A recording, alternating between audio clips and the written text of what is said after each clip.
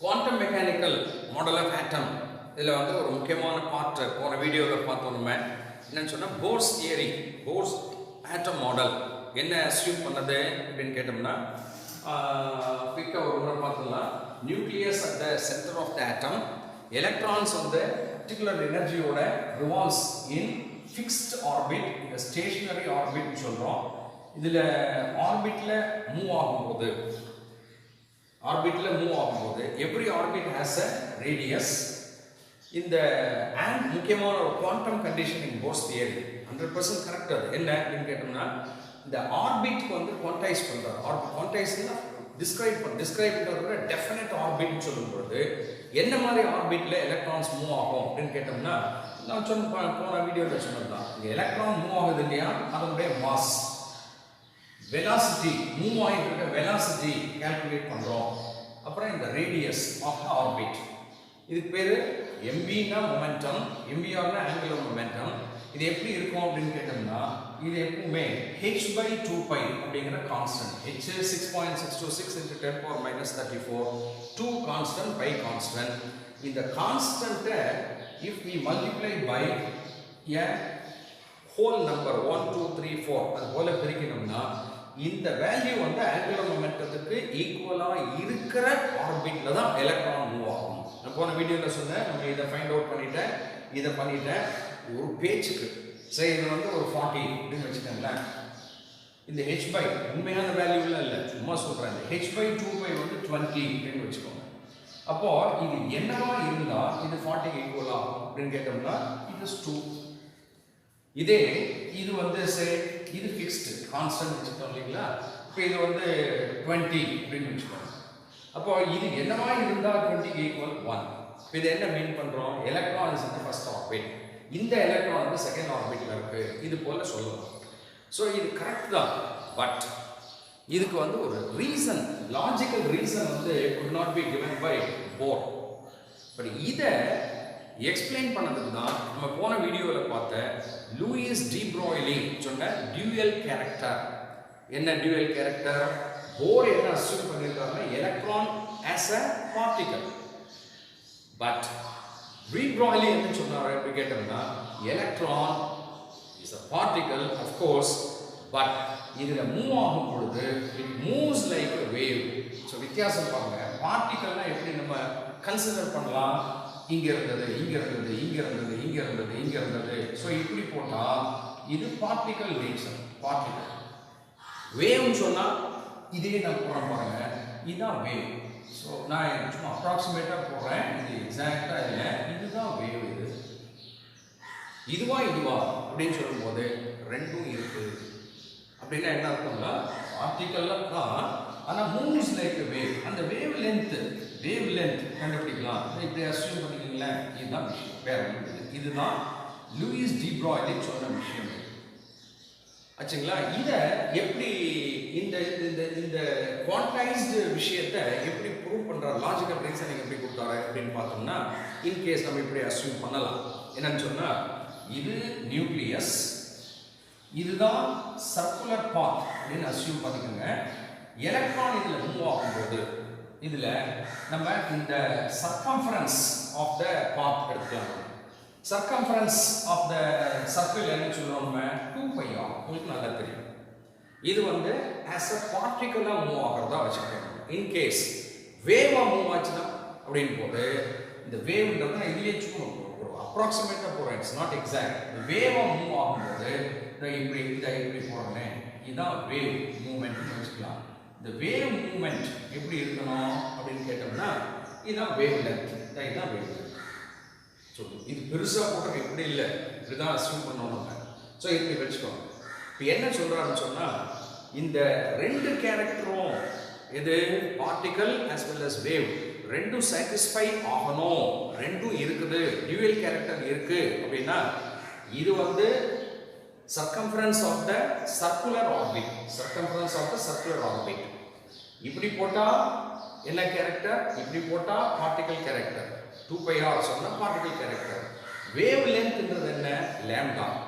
So இந்த ரெண்டையும், அதாவது சர்க்குலர் பாத்தில் வேவ் கேரக்டர் இருக்குன்றதை எப்படி சொல்லலாம் அப்படின்னு கேட்டோம்னா, if the electron is in phase, phase-னா சொன்ன மாதிரி ரெண்டுமே இருக்குது அப்படின்னு சொன்னா இந்த வேவ் லென்த் மெஷர் பண்றோம் இல்லீங்களா lambda, இந்த lambda எப்படி இருக்கணும்னு கேட்டோம்னா should be an integral multiple of a lambda. I mean integral multiple of lambda இதுக்கு ஈக்குவலா பேச்சுக்கு இங்க பாருங்களேன். இப்போ இது வந்து சர்க்குலர் பாத் சரிங்களா. இந்த சர்க்குலர் பாத் உடைய சர்க்கம்ஃபரன்ஸ் வந்து 2 pi r. இதுதான் lambda. இந்த டிஸ்டன்ஸ் தான் lambda. எத்தனை இது வந்து இந்த சீரிஸ் எடுத்துக்காதீங்க. 1 lambda, 2 lambda, 3 lambda, 4 lambda, 5 lambda, 6 lambda. அப்ப எத்தனை lambdaக்கு இது ஈக்குவலா இருக்கணும்? 6 lambda ஈக்குவலா இருந்தா so lambdaக்கு ஈக்குவலா இது இருக்குது அப்படிங்கும்போது எஸ் ரெண்டு கேரக்டர் இருக்குது. அப்ப இந்த wave will be in phase. in phase னா இப்படி இருக்கும். without in not in phase னா இப்படி இப்படின்னு கேட்டோம்னா இப்படி நான் wave போடுறேன். wave போடும்போது இது இப்படி வந்து ஜாயின் ஆச்சுன்னா in phase. wave கரெக்டா நான் போட முடியல. in case இப்படி வரும்போது இப்படி ஜாயின் ஆகாம இப்படி இருந்தா not in phase. இந்த கண்டிஷன் satisfy ஆச்சுனா it is in the phase. அப்படின்னு பார்த்துட்டு கால்குலேட் பண்ணி பார்த்துட்டு கால்குலேட் பண்ண முடியாது இதை ப்ரூவ் பண்ணார். எப்படி அப்படின்னு கேட்டோம்னா இதுவா இதுவா இதுன்னு சொன்னா ரெண்டு ஈக்குவலா இருக்கக்கூடாது, இதுன்னு சொன்னா ஈக்குவலா இருக்கும். எப்படி ப்ரூவ் பண்ணினார் அப்படின்னு கேட்டோம்னா இதே பார்க்கலாம். 2 pi r equal to n. லாம்டானா என்னன்னு சொல்லி நம்ம போன வீடியோல பார்த்தோம். நம்ம லூயிஸ் டி ப்ராய்லி ஒரு சின்ன டிரைவ் பண்ணாரு. Lambda equal to h by mv பார்த்தோம். சோ இந்த லாம்டா பதில் we can put h by mv. Interchange பண்ணலாமா? mv ஐ தூக்கி மேல 2 pi கீழே போட்டோம்னா so we have mvr. mvr மேல போயிடுச்சு nh by 2 pi. அப்போ நம்ம போர் சொன்ன குவாண்டம் கண்டிஷன் அரைவ் பண்ணிட்டோம். ஸோ பார்ட்டிக்கல் வேவ் ரெண்டு நேச்சருமே எதுக்கு இருக்குது? எலக்ட்ரான் இருக்குது அப்படிங்கிறது we can confirm. ஸோ இந்த லாஜிக்கலாக இதை எக்ஸ்பிளைன் பண்ணினது லூயிஸ் டி ப்ராய்லி தான். ஸோ திரும்பவும் சொல்கிறேன், போர் என்ன அஸ்யூம் பண்ணினாரு? எலக்ட்ரான் ஆஸ் அ பார்ட்டிக்கல்னு மட்டும் அஸ்யூம் பண்ணதுனால தான் இந்த கண்டிஷன் சொன்னாரு. பட் ப்ரூஃப் பண்ண முடியும். இப்படி எலக்ட்ரான் ஆஸ் அ வேவ்னு பின்னாடி சொன்னாங்க. லூயிஸ் டி ப்ராய்லி என்ன சொல்றாரு? டியூயல் கேரக்டர்னு சொல்றாரு. இதை எப்படி ப்ரூவ் பண்ணாரு? ஸோ இது பார்ட்டிக்கல் உடைய கேரக்டர் வந்தா வராது, இது வேவ் உடைய கேரக்டர் வந்தா வராது. ஸோ இதை நம்ம டி ப்ராய்லி ஈக்குவேஷனை வச்சு இந்த குவாண்டம் கண்டிஷன் அரைவ் பண்ணதுனால என்ன முடிவு பண்றோம்? நம்ம எலக்ட்ரான் ஹேஸ் போத் என்ன கேரக்டர் அப்படின்னு கேட்டோம்னா particle as well as wave character. then only it will be in the phase. ஒரு பேச்சுக்கு இங்க வரணும். இது ஒரு இந்த n அப்படின்னு சொல்றோம் இல்லைங்களா, இது ஒரு நியூக்ளியஸ். இப்போ இதுதான் இப்படி எல்லாம் இல்லை. ஸோ இதுக்கு ஒரு இப்படி வரணும். ஸோ இது ஒரு வேவ். நம்ம இப்படி எல்லாம் போக முடியாது. ஒரு வேவ் வச்சுக்கோங்க. ஸோ இது அப்படியே கொண்டு வந்தோம்னா இது வந்து சர்க்குலர் பாத் கொண்டு வரணும். இதில் எத்தனை லேம்டா இருக்குது? 1, இங்கே வந்து 2, இங்கே 3. அப்போ இந்த லேம்டா எத்தனை அப்படின்னு கேட்டோம்னா ஸோ இந்த இடத்துல இந்த இடத்துல சொல்லுது. இந்த லேம்டா எத்தனை அப்படின்னு கேட்டோம்னா 3. இது போல் இந்த 4, 5, 6லாம் காட்டலாம். ஸோ இது ஸோ இதிலிருந்து என்ன நம்ம முடிவு பண்ணுறோம்னு கேட்டோம்னா electron has both particle as well as wave character. ஒரு விஷயம் புரியுது, எலக்ட்ரான்ன்றது பார்ட்டிக்கல் சார், எங்கே சார் அதை போய் வேவ்னு சொல்கிறோமே? வேவ் கேரக்டர் இருக்குன்றதுக்கு இதெல்லாம் ஓகே, மேத்தமெட்டிக்கலாக சொல்கிறோம். நம்ம இதை எக்ஸ்பெரிமெண்ட்டில் ப்ரூவ் பண்ண முடியுமா அப்படின்னு சொல்லும்பொழுது பெரிய டவுட் இருந்துகிட்டே இருக்குது. But later on Davisson and Germer அப்படிங்கிறவங்க உலகம் அறிந்தது என்ன? Electron is a particle. ஏன்னா அது மாஸ் இருக்கு. பட் வேவ் கேரக்டர் இருக்குது, கண்ணால பார்க்க முடியாத எலக்ட்ரானை வேவ் கேரக்டர் இருக்குன்றதுக்கு ஏதாவது எக்ஸ்பெரிமெண்ட் இருக்கான்னு சொன்னால் த டேவிசன் அண்ட் ஜெர்மர் எக்ஸ்பெரிமெண்ட். ஃபிசிக்ஸில் படிப்பீங்க. அந்த எக்ஸ்பெரிமெண்ட் அவுட்லைன் மட்டும் நான் சொல்கிறேன். என்ன அப்படின்னு கேட்டோம்னா நமக்கு தெரியும் எக்ஸ்ரேஸ். உங்களுக்கு தெரியும் எக்ஸ்ரேஸ்னா வெல் நோன் வேவ்ஸ். ரே அப்படின்னாவே வேவ். அந்த எக்ஸ்ரேக்கு என்ன ப்ராப்பர்ட்டி இருக்குதோ அதே எலக்ட்ரானுக்கு ப்ராப்பர்ட்டி இருந்ததுன்னு ஒன்று ப்ரூவ் பண்ணார். சீரியஸாக சொல்ல நமக்கு ஒரு 4-5 லைனில் மட்டும் கொடுக்குறாங்க. டேவிசன் அண்ட் ஜெர்மர் எக்ஸ்பெரிமெண்ட் பேர். இங்கே ஒரு டங்ஸ்டன் மெட்டல் ஃபிலமெண்ட் எடுத்து இதை நல்லா ஹீட் பண்ணினோம்னா ஹீட் பண்ணும்போது என்ன ஆகும்? எலக்ட்ரான்ஸ் வெளியில் வரும். எப்படி சார் எலக்ட்ரான் வரும்? இதெல்லாம் ஃபிசிக்ஸில் படிப்பீங்க நீங்கள். ஆட்டம்னா எலக்ட்ரான்ஸ் இங்கே இருக்குது, மெட்டல்ஸில் இருக்க அவுட்டர் மோஸ்ட் எலக்ட்ரான் அப்படிங்கிறது எப்படி இருக்கும் அப்படின்னு கேட்டோம்னா ஈஸியாக வெளியில் வரும். ஏன்னா எலக்ட்ரான்ஸ் ஐ மீன் மெட்டல்ஸ்லாம் எலக்ட்ரோ பாசிட்டிவ். எனர்ஜி கிடைச்சா எலக்ட்ரான் ஜம்ப் ஆகும், ஹை எனர்ஜி கிடைச்ச உடனே ஜம்ப் ஆகிடும். ஸோ வென் நம்ம ஒரு மெட்டலை நல்லா ஹீட் பண்ணினோம்னா எலக்ட்ரான்ஸ் வரும். அந்த எலக்ட்ரான்ஸ் எல்லாம் வர்றத ஒரு நிக்கல் கிறிஸ்டல் இங்கே வச்சிருக்காங்க. நிக்கல் கிறிஸ்டல் வச்சேன்னா எலக்ட்ரான்ஸ் எல்லாம் எக்கச்சக்கமாக வர இந்த ஸ்ட்ரீம் லைன் பண்ணி இது மேலே பண்ணோம்னா ஸ்கேட்டர் ஆகும். வேகமாக வந்து படும்போது ஸ்கேட்டர் ஆகும், கண்ணுக்கு தெரியாது எதுவுமே. அந்த ஸ்கேட்டர் ஆகும்போது இப்படி வரும், இதுவும் தெரியாது. But if we keep a photo film here, இந்த ஃபோட்டோ ஃபில்மில் போய் இந்த ஸ்கேட்டர்டு எலக்ட்ரான் எல்லாம் இங்கே படுங்க. இப்போ ஒரு பேட்டர்ன் கிடைக்கும். பேட்டர்னா இதெல்லாம் சீரியஸாக நமக்கு வேண்டாம், இந்த மாதிரி ஒரு பேட்டர்ன் கிடைக்குது. அந்த பேட்டர்ன்ல இருந்து கன்க்ளூஷன்லாம் நமக்கு அதெல்லாம் வேண்டாம் விடுங்களேன், இப்படி கிடைச்சது. இதிலிருந்து எலக்ட்ரானுக்கு வேவ் கேரக்டர் இருக்குன்னு சொல்லலாம். எப்படி சார் அப்படின்னு கேட்டோம்னா டீட்டெயிலாக புக்கில் கொடுக்கல.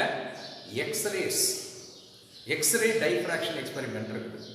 எக்ஸ்ரேல இதே போல ஒரு மெட்டல் கிறிஸ்டலில் பாஸ் பண்ணி ஃபோட்டோகிராஃபி ஃபில்மில் அலோவ் பண்ணினோம்னா இந்த பேட்டர்ன் கிடைக்குது. நமக்கு தெரியும் எக்ஸ்ரே இந்த பேட்டர்னை உருவாக்குது. எக்ஸ்ரேக்கு என்ன நேச்சர் இருக்குது ஊர் உலகம் எல்லாம் தெரியும். It is a wave. இப்போ நான் இங்கே எதை யூஸ் பண்ணினேன், எலக்ட்ரான்ஸ் வந்து இங்கே பண்ணுறேன். எலக்ட்ரானும் எக்ஸ்ரே மாதிரி ஒரு பேட்டர்னை உண்டாக்கினதுனால just like x-rays electron also has wave கேரக்டர்னு ப்ரூவ் பண்ணினாங்க. Leave it.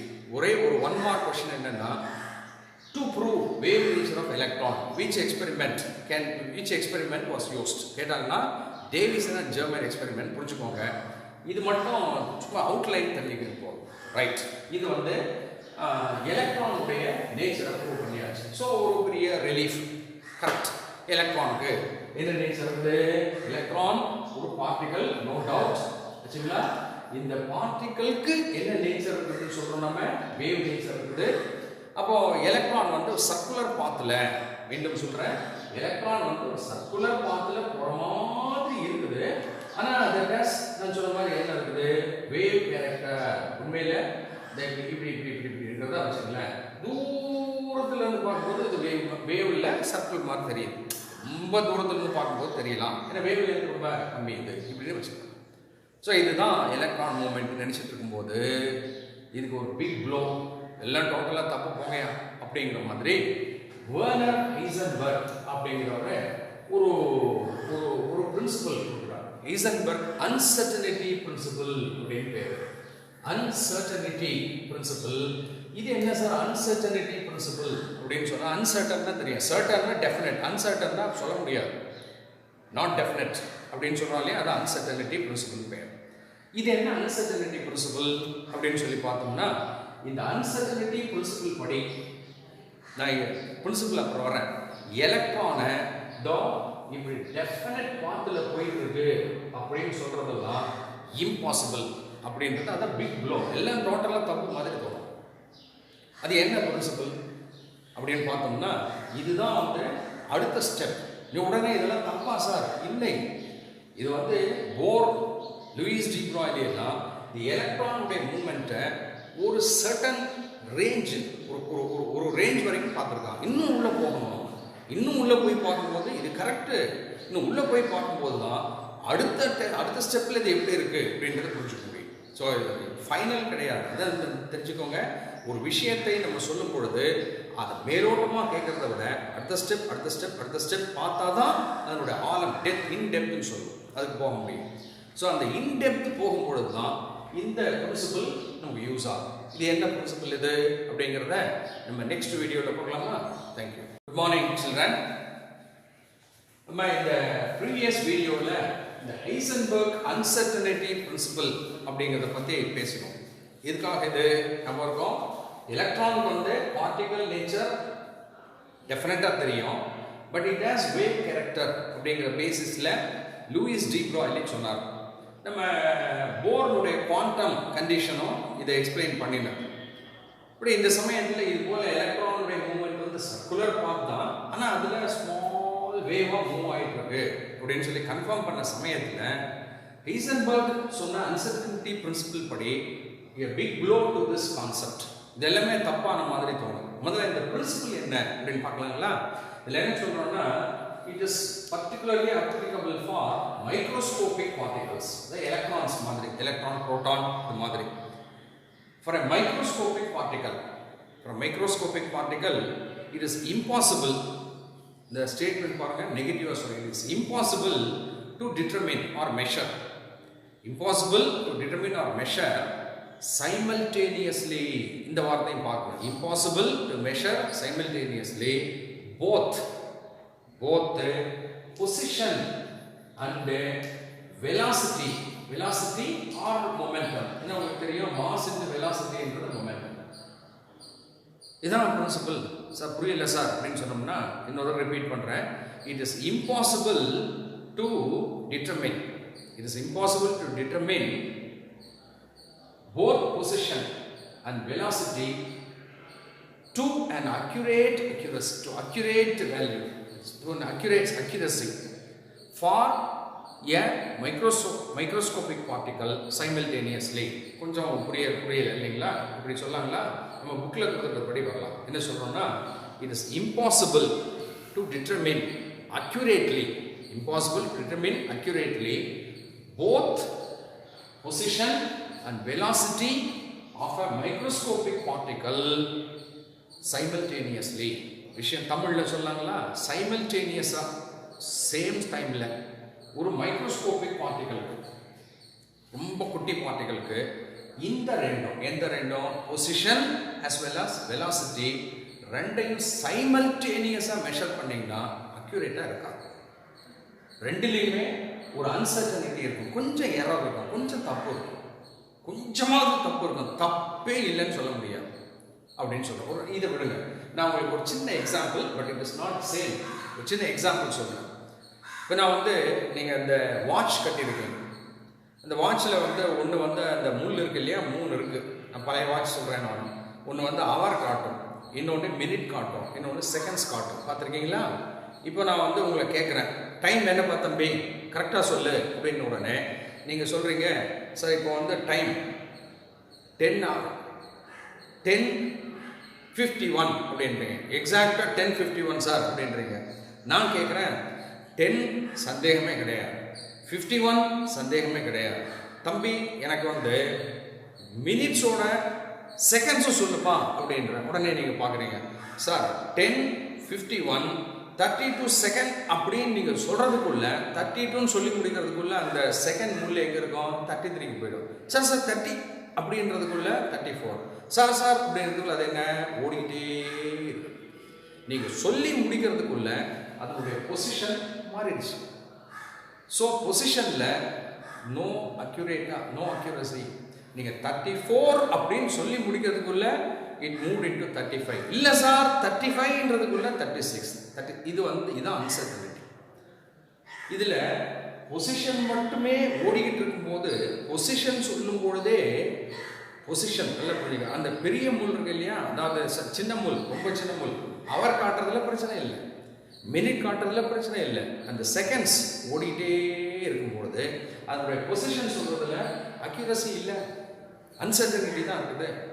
இது மட்டும் இல்லை, அதனுடைய வெலாசிட்டி அந்த முள்ளுக்கு வரல. நம்ம ஒரு பேச்சு, இந்த முள்ளு எப்படி இருக்கு, க்ளோஸ்டு கடிகாரத்தில் இருக்கு, க்ளோஸ்டு கிளாக்ல, அந்த க்ளோஸ்டு வாட்சில் இருக்கு. இன்கேஸ் அந்த மேலே அந்த கிளாஸ் இல்லை, சரிங்களா, இப்படி பார்க்குறீங்க, காற்று அடிச்சுட்டு இருக்குது, அந்த முள்ளு ரொம்ப லேசாக இருக்கும், முள் அப்படியே போயிட்டு இருக்குமா, இல்லை, தடுமாறும். அந்த வேகம் ஒரே யூனிஃபார்ம் வெலாசிட்டி இருக்குமா, கிடையாது. மூடி இருக்கும்போது யூனிஃபார்ம் வெலாசிட்டி இருக்குது, ஓப்பன் பண்ணால் வெலாசிட்டி முள்ளு தடுமாறும். ஸோ அப்போ அதனுடைய வேகமும் டிஸ்டர்ப் ஆகும், வெலாசிட்டியும் அக்யூரேட்டாக சொல்ல முடியாது, பொசிஷன். இதை விட்டுருங்க, இது இல்லை, ஒரு பேச்சுக்கு சொல்கிறேன்.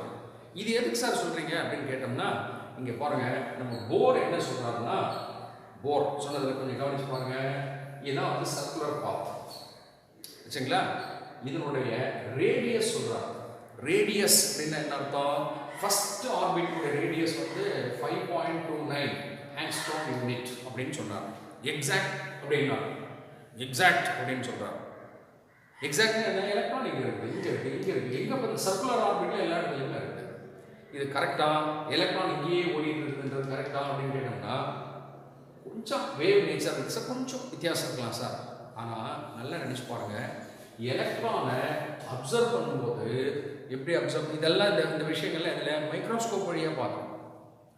மைக்ரோஸ்கோப் வழியாக பார்க்கும்போது என்ன பண்ணோம், லைட்டை பாஸ் பண்ணி தான் பார்க்கணும். லைட் நல்லா புரிஞ்சுக்கணும், லைட் மேலே படுது. ஸோ லைட் மேலே படுது, படட்டும் சார். அதனால என்ன, இப்போ தான் சொன்னேன், லைட் ஹேஸ் என்ன இருக்குதுன்னா சொல்கிறோம், ஃபோட்டான்ஸ். ஃபோட்டான்ஸ்னா சார் எலக்ட்ரான் இவ்வளோ பெருசு இருக்குன்னா ஃபோட்டான் இதோட சின்னது, கண்ணுக்கு தெரியல பாருங்க, இதோட சின்னது. ஸோ லைட் மேலே படுதுன்னா இந்த ஃபோட்டான்ஸ் வந்து ஸ்ட்ரீம் ஆஃப் ஃபோட்டான்ஸ் மேலே பட்டுட்டு போட்டுமே சார். அப்படிங்கும் போது ஒரு ஃபோட்டான் பட்டால் பரவாயில்ல, ஸ்ட்ரீம் ஆஃப் ஃபோட்டான்ஸ், சும்மா லட்சக்கணக்கான ஃபோட்டான்ஸ் வந்து மேலே விழுந்துக்கிட்டே இருக்கும்போது எலக்ட்ரான் அதெல்லாம் எஃபெக்ட் ஆகாதா? ஸோ எலக்ட்ரான் மேலே ஃபோட்டான்ஸ் விழுந்துகிட்டே இருக்கும்போது அப்படியே போகாது, என்ன ஆகும், தடுமாறும். அப்போ அதனுடைய ஸ்பீடு என்ன ஆகும், குறையும்.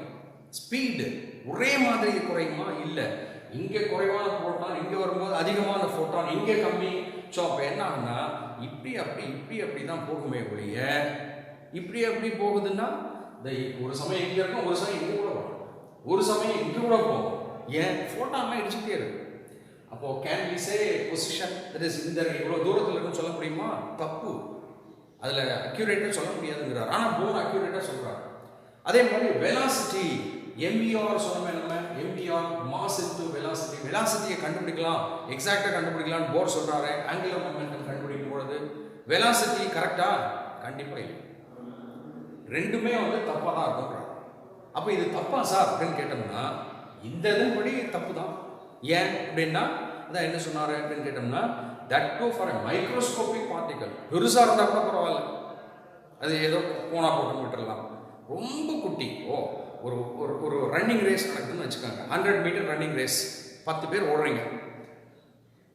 அதில் எந்த டிஸ்டர்பன்ஸ் இல்லைன்னா ஒரே யூனிஃபார்ம் ஸ்பீடு அந்த வெலாசிட்டி போயிட்டு இருக்குது. எவ்வளோ வேகத்தில் போகிறான்றதை வச்சு இந்த செகண்டில் இங்கே, அடுத்த செகண்ட் இங்கே, அடுத்த செகண்ட் இங்கே, அடுத்த செகண்ட் இங்கே, அடுத்த செகண்ட் இங்கே அப்படின்னு சொல்லலாம் நம்ம. ஆனால் ஒருத்தன் ஓடிட்டு இருக்கும்போது அவனை தோக்கடிக்கணும்னு நினச்சிட்டு ஒரு வரிசையாக ஒரு 20 பேர் நின்றுட்டு அவன் ஓடுறான் இல்லைங்களா, ஓடிட்டு இருக்கவன் மேலே ஒன்றும் இல்லை, சும்மா இந்த மாதிரி குட்டி குட்டி சாக் பீஸ் இல்லை, அது கூட வேண்டாம், மண்ணை கையில் வச்சுட்டு அவன் மேலே போட்டால் என்ன டிஸ்டர்ப் ஆகுமா? ஆகாதா? அவன் என்ன பண்ணுவான், ஒரு அலர்ட் ஆகும். அப்போ என்னாச்சு, அவனுடைய பொசிஷன் கரெக்டாக சொல்ல முடியல, அந்த வேகம் சொல்ல முடியல.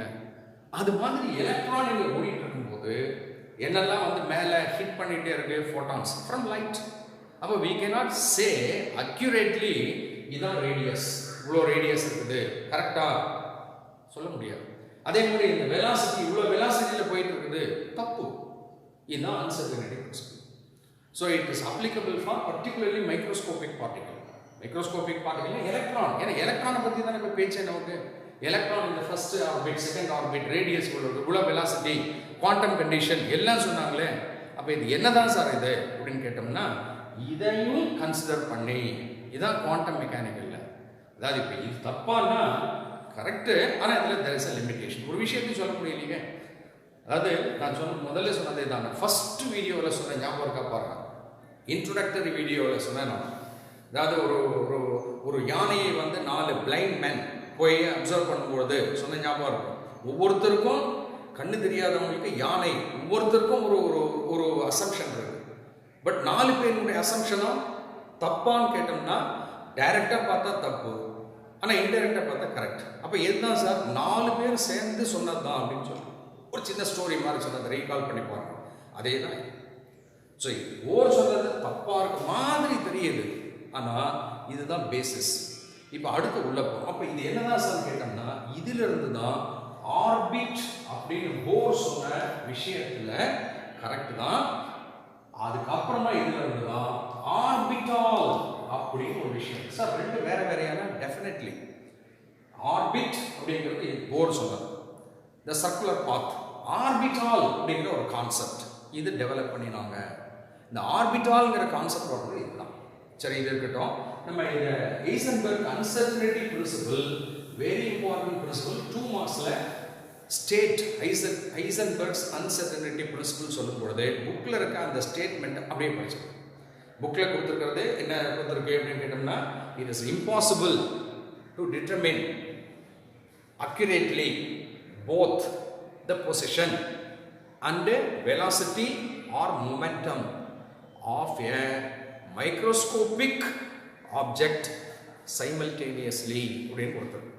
ஸோ மீண்டும் சொல்கிறேன், ஒரு மைக்ரோஸ்கோபிக் பொருள் இருக்கு, அது மைக்ரோஸ்கோபிக் ஆப்ஜெக்ட் இருக்குது, அதனுடைய பொசிஷன் அண்ட் வெலாசிட்டியை சைமல்டேனியஸாக ஒரே சமயத்தில் ரெண்டும் பார்க்கும்போது, அதான் சொல்கிறேன், ஒரே சமயத்தில் ரெண்டும் பார்த்தோம்னா அக்யூரேட்டாக இருக்குமான்னா இருக்கா, தப்பாக இருக்கும். இதை எப்படி மேத்தமேட்டிக்கலாக சொல்லணும், எதுவுமே எப்படி சொன்னார்னு சொன்னால், இதான் வந்து பொசிஷன் அப்படிங்கிறது எக்ஸ் வச்சுருக்காங்க. பொசிஷனில் there is some uncertainty. நீங்கள் என்னதான் கரெக்டாக கண்டுபிடிச்சனாலும் கொஞ்சோண்டு அன்சர்டனிட்டி, கொஞ்சோண்டு எரர் இருக்கும் அப்படிங்கிறார். அதை வந்து டெல்டா எக்ஸ் அப்படின்னு வச்சுக்கலாம்.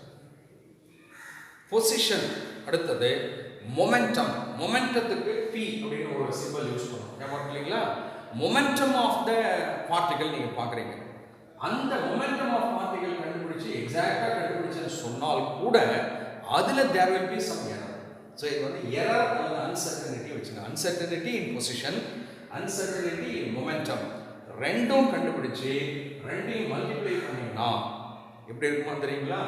h/4π அப்படிங்கிற வேல்யூக்கு ஈக்குவலாக இருக்கும், அல்லது கண்டிப்பாக இதை விட அதிகமாக இருக்கும். இதுதான் expression for uncertainty principal. Sir புரியல சார் நினைச்சீங்கன்னா சிம்பிள். அதாவது இது பொசிஷன் எக்ஸ், பிங்கிறது மொமெண்டம். ஒரு எலக்ட்ரானை எடுக்கணும், ஒரு பர்டிகுலர் டைமில் நீங்கள் பொசிஷன் எங்கே இருக்குது கண்டுபிடிச்சிங்க, மொமெண்டம் எங்கே இருக்குது கண்டுபிடிச்சிங்க, கண்டிப்பாக இந்த பொசிஷனை நீங்கள் கண்டுபிடிச்சதில் there will be minimum error, minimum இருக்கும். அதே மாதிரி இதுலேயும் மினிமம் கொஞ்சம் எரர் இருக்கும். இந்த எரரை கண்டுபிடிச்சிங்கன்னா அது எப்படி இருக்குமான்னு தெரியுமா? எப்படி பார்த்தாலும் h/2π என்ற வேல்யூக்கு ஈக்குவலாக இருக்கும், அல்லது அதை விட அதிகமாக இருக்கும். இதை விட குறைவா h/2πங்கிறது கான்ஸ்டன்ட், h கான்ஸ்டன்ட், 4 கான்ஸ்டன்ட், 5, இதை விட குறைவான அக்யூரசி, குறைவான அன்சர்டனிட்டி, எரர் இருக்கிறது உலகத்தில் எதுவுமே இல்லை. அதாவது error there will be some, கண்டிப்பாக எரர். அந்த எரர் மினிமம் எவ்வளவாது இருக்கும் அப்படின்னு கேட்டோம்னா எவ்வளவாது இருக்கும், இதை விட அதிகமாக தான் இருக்கும். ஸோ எரர் இல்லாத இந்த இதே கிடையாது. எரர்னா அன்சர்டனிட்டி. எதில் மறந்துக்கூடாது? Position and momentum. மொமெண்டம் போது டெல்டா பிங்கிறது என்ன சார் அப்படின்னு கேட்டோம்னா எம் இன்டூ டெல்டா வி, வேற ஒன்றும் கிடையாது. வினா வெலாசிட்டி, மாஸ். மொமெண்டம் தெரியும், மாஸ் இன்டூ வெலாசிட்டின்னு சொல்லணும். ஸோ மாஸில் அக்யூரசி இருக்கும், நோ டவுட்.